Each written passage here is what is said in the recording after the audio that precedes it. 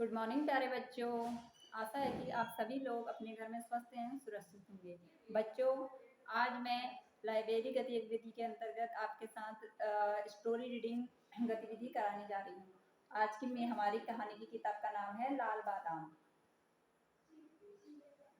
इसके लेखक हैं रुमाना हुसैन और इसका चित्रांकन किया है रुचि मनहर सिंह ने। रसीदा और अनवर के घर के आंगन में एक बहुत बड़ा लाल बादाम का पेड़ था। बादाम के पेड़ के हरे हरे पत्तों के बीच लाल लाल बादाम झांकते रहते थे। तोते और कई अन्य पक्षी पेड़ पर आते जाते थे। जब वो बादाम खाते तो उनकी ठोंठ से कुछ बादाम टप टप करते नीचे भी गिर जाते थे।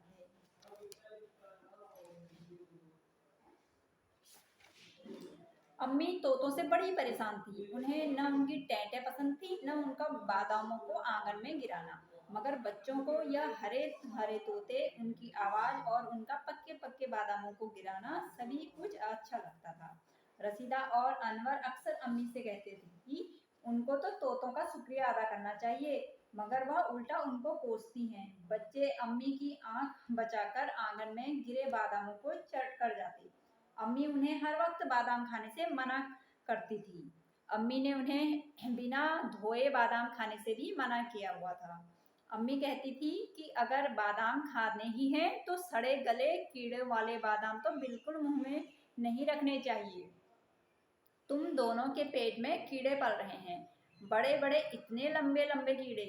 वह अपने दोनों बाजू फैलाकर मानो उन कीड़ों की लंबाई बताती थी। बच्चे उस समय तो डर जाते और 2-4 दिन तक बादाम नहीं खाते। अम्मी उन्हें बादाम का लाल वाला भाग खाने के बाद उसके अंदर की गिर्री को निकालने के लिए तो बिल्कुल ही मना करती थी। भला किस लिए करती? वह इसलिए कि जब बादाम के अंदर की कठोर गुठली को बच्चे अपने दांतों से न तोड़ पाते तो वह गुठली को लकड़ी के दरवाजे और चौखट के बीच रखकर दरवाजा जोर से बंद करते। यूं इसके खोल को तोड़ने में मदद मिलती और वे फिर मजे से उसकी गिरी निकालकर खाते थे। ये मुए बादामों के पीछे तोतों ने नाक में दम किया है और तुम दोनों ने दरवाजों का सत्यानाश कर दिया है, अम्मी गुस्से से चीख कर कहती है। रसीदा और अनवर इस डांट पर एक दूसरे को देखते हैं। वे अपनी अम्मी को ये बात कई बार समझा चुके थे कि अब जबकि दरवाजे खराब हो ही चुके हैं तो फिर ये गुस्सा किस बात का। कभी कभी या कई बार बच्चे बड़ों की मनसा समझ नहीं पाते। रसीदा ने एक दिन दबी आवाज में अनवर से कहा, नाना नानी के घर लाल बादाम का पेड़ जो नहीं है, इसलिए अम्मी को इस गिरी को खाने का मजा मालूम ही नहीं है। हाँ, तुम बिल्कुल ठीक कहती हो, अनवर ने उसकी बात पर सोचकर कहा। अगली बार गुठलियां तोड़कर सबसे पहले अम्मी को देंगे, ठीक है? हाँ ठीक है, रसीदा ने कहा। कुछ दिन बाद जब शाम को अम्मा अब्बा दफ्तर से घर आए तो अम्मी ने उनसे बच्चों पर नजर रखने के लिए कहा और खुद साजिदा खाला के घर किसी जरूरी काम से चली गई। अब्बा पहले तो बच्चों से उनके स्कूल के सबक के बारे में पूछते रहे, फिर वो खुद एक किताब पढ़ने लग गए और पढ़ते पढ़ते उन्हें गहरी नींद आ गई। बच्चों को तो मनमानी करने का जैसे मौका मिल गया। उन्होंने ढेरों बादाम खा लिए, उनकी गुठलियों को दरवाजों के बीच खटाखट तोड़ा और फिर गिर्रियों को एक एक रकाबी में रख छोड़ा।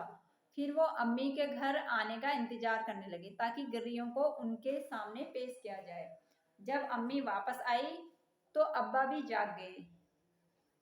अम्मी अब्बा, आज आपके खाने के लिए एक खास चीज है, अनवर ने दोनों से कहा। अच्छा? अब्बा ने बड़े चाव से उसकी तरफ देखा। रसीदा दौड़कर बादाम की गिर्रियों से भरी रकाबी ले आई और उसे अम्मी के सामने रखकर कहा, अम्मी, नाना नानी के घर कोई बादाम का पेड़ नहीं है ना? तो आपने कभी उसकी गिर्रियां खाई ही नहीं होंगी। हमने सोचा कि आज हम आपको ढेर सारी गिर्रियां खिलाएंगे।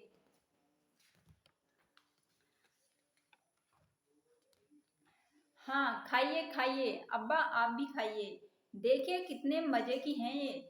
अनवर ने किसी बड़े बूढ़े की तरह जब पुचकार कर दोनों से कहा तो अब अम्मी अपना गुस्सा भूलकर जोर-जोर से हँसने लगी। अब्बा भी हँसने लगे। रसीदा और अनवर उन दोनों को देखकर खुद भी हँसने लगे और तोते शोर मचा-मचा कर जैसे उन सबकी खुशी में शामिल हो गए।